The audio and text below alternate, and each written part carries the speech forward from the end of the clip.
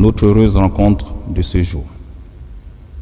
Je vous souhaite la plus cordiale des bienvenues dans ce palais pour que nous échangeons en toute liberté des questions qui concernent le devenir de la SCJ. Depuis le 30 août 2023, notre pays écrit une nouvelle page de son histoire. Cette marche s'est traduite par des améliorations significatives dans tous les secteurs: éducation, santé, route, afin de répondre efficacement aux besoins légitimes des Gabonais. Cependant, force est de constater qu'en matière de fourniture d'électricité et d'eau, les attentes des populations semblent se dégrader de jour en jour. Depuis 1 an de transition, nous n'arrivons pas à résoudre ce problème d'eau et d'électricité.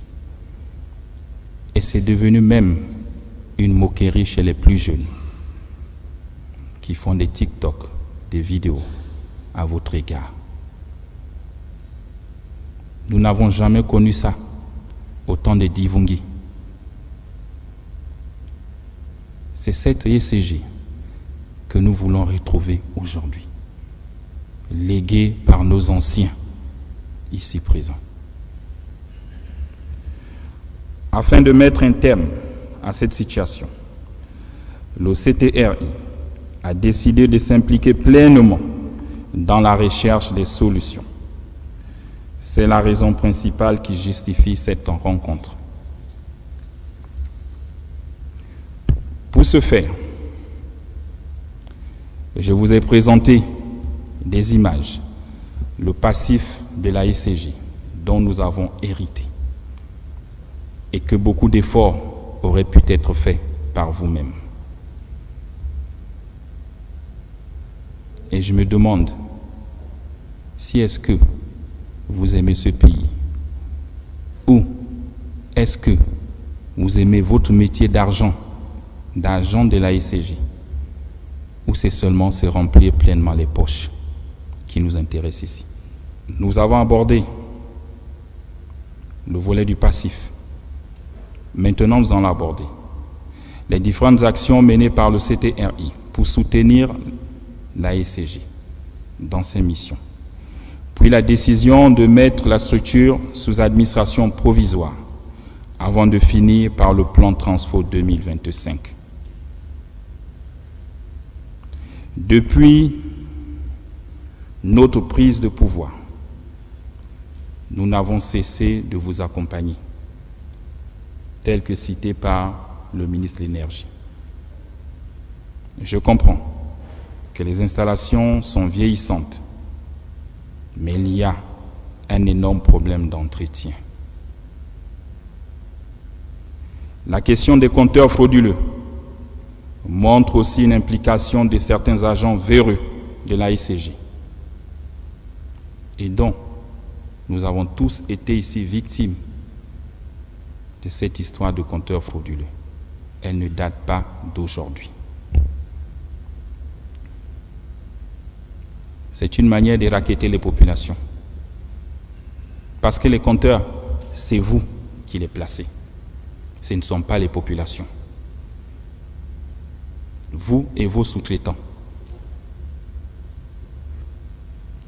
Quand elle se présente à la SCJ pour demander l'acquisition d'un compteur, on lui fait croire qu'il n'y a plus de compteurs et qu'ils sont en manque. On rappelle à cette personne qu'il y a un sous-traitant qui a des compteurs. Et quand vous vous y rendez, le compteur, on vous le vend à 400 000 francs CFA. Moi-même, j'en ai payé les frais. On quitte de 120 000 à 400 000 francs CFA un compteur. Quand vous êtes dans l'urgence, vous êtes obligé de payer ce compteur. Une fois que vous le payez, il est installé par un sous-traitant. Et après, on vous dit qu'il faut codifier le compteur. Il faut encore payer la codification. Vous la payez. Généralement, c'est dans les 150 000 qu'on fait payer. Une fois la codification faite, vous chargez vos tickets EDAN. Et vous avez le reçu de vos tickets. 2 ans plus tard, 3 ans, vous avez la SCG qui repasse sur les lieux en disant votre compteur est frauduleux. Le Gabonais lambda qui ne travaille pas à la SCG, qui a payé ce compteur avec un sous-traitant. Et on vous dit il est frauduleux. Et on vous colle des amendes de 1 500 000 à 2 millions. Je sais parce que j'en ai payé. Et ce qu'on vous demande toujours, payez et on va vous expliquer. Comment vous expliquer qu'un compteur frauduleux, où le client paye des tickets EDAN et qu'il les charge, et on vient vous dire le compteur n'est pas reconnu à la SCG. C'est vous qui êtes à l'origine. Et comme on se connaît tous, quand on s'aventure pour demander aux frères, aux sœurs qui travaillent à la SCG, on vous fait comprendre que non, parce qu'ils ont changé un nouveau système. Et comme il faut rattraper les recettes, et ça arrive toujours en fin d'année, la SCG est déficitaire, il faut rattraper les recettes pour payer les fournisseurs. On vous fait comprendre que tous les compteurs ne sont pas reconnus à la SCG. Et donc chaque client revient payer l'amende de 1 million, 1 500 000. N'est-ce pas du vol? Il en est de même pour les compteurs d'eau. Vous aviez des compteurs d'eau que vous installez. Et après, on vous dit le compteur a été volé. Vous déclarez le vol de ce compteur. Donc une perte que la SCG ne vous rembourse pas. 3 mois plus tard, on vous renvoie les factures de ce compteur à votre nom. Et quand vous refusez de payer, vous avez ce système. Si vous ne payez pas, on coupe tous vos compteurs. Donc il faut d'abord payer. Et là, le client paye. Et quand il finit de payer, il vous dit, mais je veux savoir quel est ce compteur qui est utilisé à mon nom. Vous êtes incapable de retrouver ce compteur. J'en ai payé les frais. Et même à Port-Gentil. On me dit ton compteur se retrouve à Matanda. Je n'ai jamais construit à Matanda. Mais vous faites payer les factures. Et on les paye. Donc ce vol est organisé par vous-même sur les populations. Les clients n'ont pas d'eau dans leur ménage. Quand on ouvre le robinet, c'est juste de l'air qui sort. Mais pourquoi vous faites payer les clients des compteurs où il n'y a pas d'eau? Ça nous fait mal à tous de voir nos mamans au quartier payer 5 000, 10 000 sur un compteur où il n'y a pas d'eau. Non, on paye l'entretien. Quel entretien? C'est un système mafieux. Il faut qu'on se dise la vérité. Pour augmenter vos recettes, on vole les populations. Ça ne nous enchante pas. Il faut changer ces comportements. Et si vous ne changez pas, on prendra une décision. Un compteur, c'est un peu comme chez nous avec nos Motorola. Mettez le même système que les militaires. Quand j'allume mon Motorola, ça signale à l'état-major. Ça indique la position. Donc vous ne pouvez pas installer les compteurs dans la ville et vous dites que vous ne savez pas là où ils sont. C'est encouragé par vous-même. Malgré les recettes réalisées, la SCG ne parvient même pas à régler ses fournisseurs. C'est honteux. Quand on habite la maison de quelqu'un qui vous fournit les services, il faut les payer. ne pouvez pas faire 2 mois, 3 mois, vous louez la maison de quelqu'un, vous ne payez pas. C'est la même chose avec la société de patrimoine, il faut payer. La même chose avec Agrico, il faut payer. La même chose avec le CNE, il faut payer. Ils vous fournissent des prestations. Vous collectez de l'argent sur leurs prestations et vous n'arrivez pas à les payer. Ça veut dire qu'il y a un problème. Ou vous vous mettez l'argent dans les poches. Vous prenez l'argent de collecte sur les ordures qui parfois ne sont pas reversées. Expliquez-nous.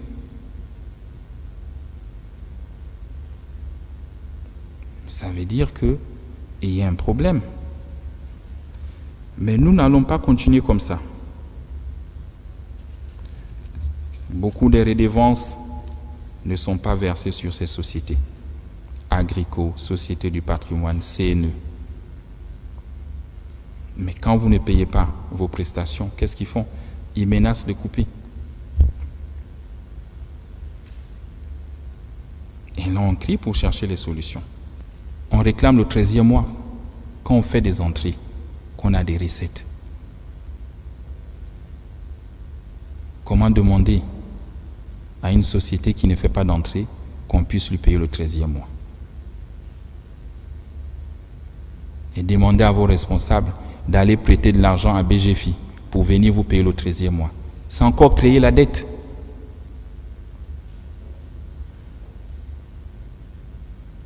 C'est créer la dette. Le DG va à BGFI, va souscrire pour 3-4 milliards pour venir payer le 13e mois. Mais vous êtes redevable vis-à-vis de la banque, donc vous créez une autre dette. Le CTRI vous a suffisamment accompagné. Je pense que nous avons payé 132 transformateurs, tels qu'annoncés par le ministre de l'Énergie, et que certains transformateurs sont déjà arrivés. Nous avons payé depuis cette transition 14 groupes électrogènes que vous avez installés dans les provinces. Donc, c'est des bénéfices pour vous. Vous n'avez pas fait de l'investissement. C'est nous qui le faisons maintenant pour vous. Parce qu'il faut vous aider. Mais quand il faut laisser les populations dans le noir, vous vous empressez de couper le courant.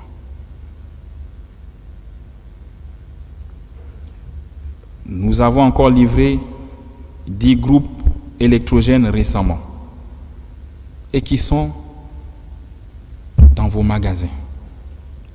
Je suis sidéré d'entendre sur 2500 agents de la SCG, vous n'arrivez pas à mettre ces groupes en marche depuis 2 mois qu'ils sont arrivés. Ou vous n'êtes pas des techniciens. Ou vous ne connaissez pas votre métier. Et si on ne le connaît pas, il faut démissionner.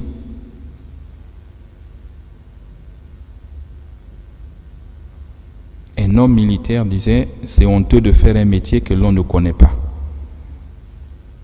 On vous a livré 10 groupes gratuitement qui sont là. Depuis 2 mois, on n'aurait pas vécu cette situation. 10 groupes de 2,5 mégawatts. Multiplié par 10, ça fait combien de mégawatts qu'on gagne? Et on se plaint. Donc vous-même, vous êtes incompétent.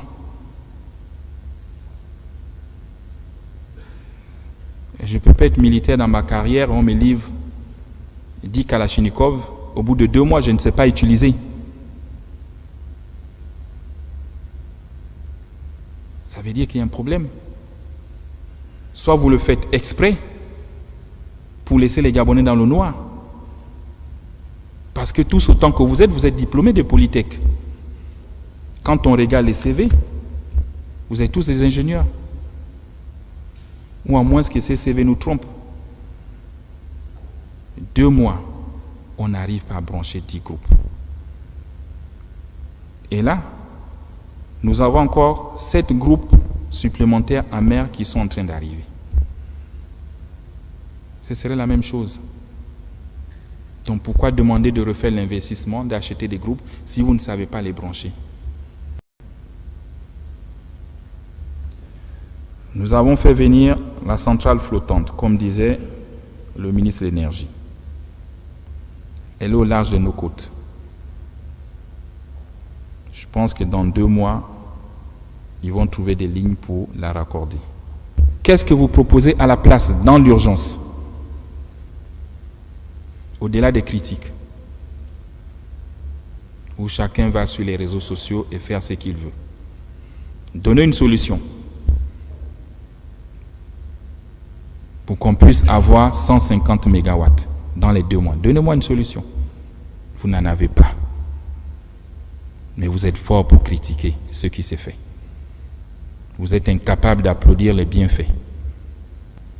Nous avons fait venir 22 500 compteurs d'électricité qui sont déjà livrés et qui sont là. À terme, pour le Gabon, je pense qu'il faut 400 000 compteurs. C'est ce type de compteur que nous voulons maintenant. Vous devez me changer tous les anciens compteurs pour qu'on ne se retrouve plus dans la fraude. Si vous ne voulez pas travailler, laissez la place à d'autres. Et oui, au temps de Divungi, on n'a pas connu ça. Et je le dis. Regardez les images qui vous ont été présentées. C'est honteux.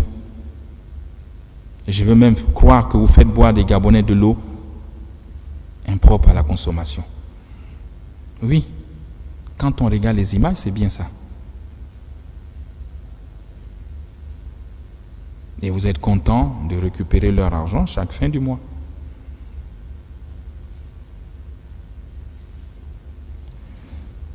La mise sous administration provisoire nous amène à ce qui suit.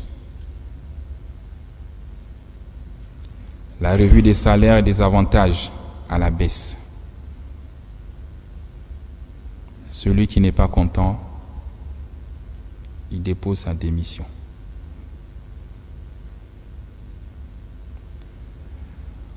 Pour l'administrateur provisoire, c'est 5 millions et des avantages plafonnés. Au-dessus de ça, vous êtes sanctionné. Je ne veux plus entendre des salaires de 10 millions, de 15 millions, de 20 millions. C'est fini. Les généraux ici, même 5 étoiles, personne n'a un salaire de 5 millions. On atteint 3 millions quand on a 5 étoiles et avec la durée. Et après, vous partez à la retraite. Et regardez notre prix. Donc 5 millions, c'est largement suffisant pour un Gabonais directeur de vivre avec sa famille. Je ne veux pas entendre les salaires de 7 millions ou 8 millions. Et le colonel Stéphane, je vous prie d'appliquer la grille avec fermeté et avec rigueur. Et vous avez l'administrateur provisoire, donc Jean Indundu. Vous êtes un ancien de la boîte. Nous vous avons choisi pour essayer de ramener l'harmonie. Vous avez 33 ans de boîte, plus 4 ans à la Société de patrimoine, si je me trompe. J'attends de vous la fermeté, le courage de me briser le système et de me faire tomber les têtes. Ils ne sont pas vos amis. C'est fini l'amitié. J'attends des audits et c'est ton défi.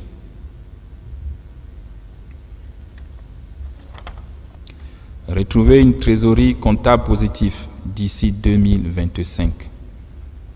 J'ai dit, je t'accorde 6 mois. À la CNSS, il s'en sort. Donc, toi aussi, tu devrais t'en sortir dans les 6 mois. L'adoption du plan Transfo 2025. Il est détaillé avec un tableau de bord que je vais te remettre à la fin. Sur ce tableau, tu as plusieurs axes. La stabilisation de la fourniture d'électricité et eau sur tout l'étendue du territoire avant 2025. Transformation du bilan comptable de moins 30 milliards par an, actuellement à plus 10 milliards par an, et lutter contre les fraudes. L'amélioration de l'expérience utilisateur et service client sur toute l'étendue du territoire. La baisse du prix de l'énergie, comme le veulent les Gabonais. Tu dois trouver des mécanismes.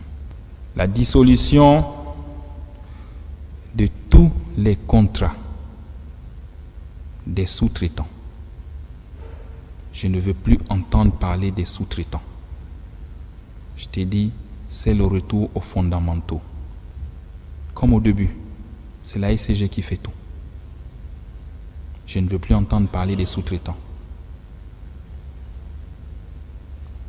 À l'exception des fournisseurs du carburant, des gaz, des services d'entretien. C'est les seuls que tu dois avoir comme sous-traitants. Ceux qui vont payer les compteurs en Chine pour dire qu'ils ont ouvert des maisons pour venir placer, c'est fini. On te mettra les moyens où tu iras payer les compteurs et tu les installes et tu les vends. Vous étiez à plus de 2000. On a réduit à 300. Et là, on réduit à 0. Donc, tu mets les sorts. Il faut être courageux. Et tous les agents de la ICG, conformément à votre droit, qui ont créé des sociétés parallèles, ils sont renvoyés. Tu me les enlèves. C'est contre la loi. On ne peut pas concurrencer sa propre maison. Il y en a qui se cachent derrière les sociétés écrans.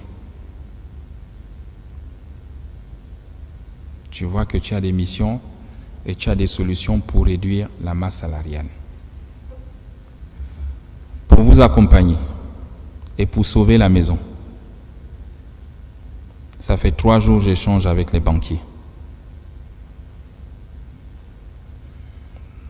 Ils me proposent un plan d'appui budgétaire pour la ICG. Une enveloppe de 150 millions d'euros, soit 100 milliards de francs CFA, sera disponible dans 1 mois et demi. Que l'on se mette tous au travail pour que ces mesures marchent. L'essor vers la félicité que les Gabonais attendent passe par la mise à disposition d'une plus grande capacité énergétique. On ne peut se prétendre un pays développé si on n'a pas d'énergie, si on n'arrive pas à fournir de l'eau dans les ménages. Et ça fait honte. Je vous dis, regardez ce que nous sommes tous en train de réussir pour les Gabonais. Comment ils sont contents. Comment ils applaudissent dans les quartiers. Et la tâche d'huile, c'est la ICG. Le CTR, il veut apporter de l'eau dans le robinet de tous les Gabonais. Cet objectif doit être perçu par tous comme un intérêt supérieur de la nation. Il se situe au-dessus des calculs syndicaux et des égos inutiles qui n'ont jamais rien apporté à ce pays depuis plus de 64 ans. Vous faites la guerre. Pourquoi? Faites comme chez nous les militaires. Il y a un chef, on le respecte et on suit ce qu'il décide. On lui donne un temps. Et il réalise ce qu'il peut réaliser. Parce que demain, vous aussi, vous serez chef. Et si vous ne l'accompagnez pas, ceux qui vous regardent, quand vous serez chef, ils ne vont pas aussi vous accompagner. Ils vous feront les mêmes coups bas que nous appelons les pots de banane.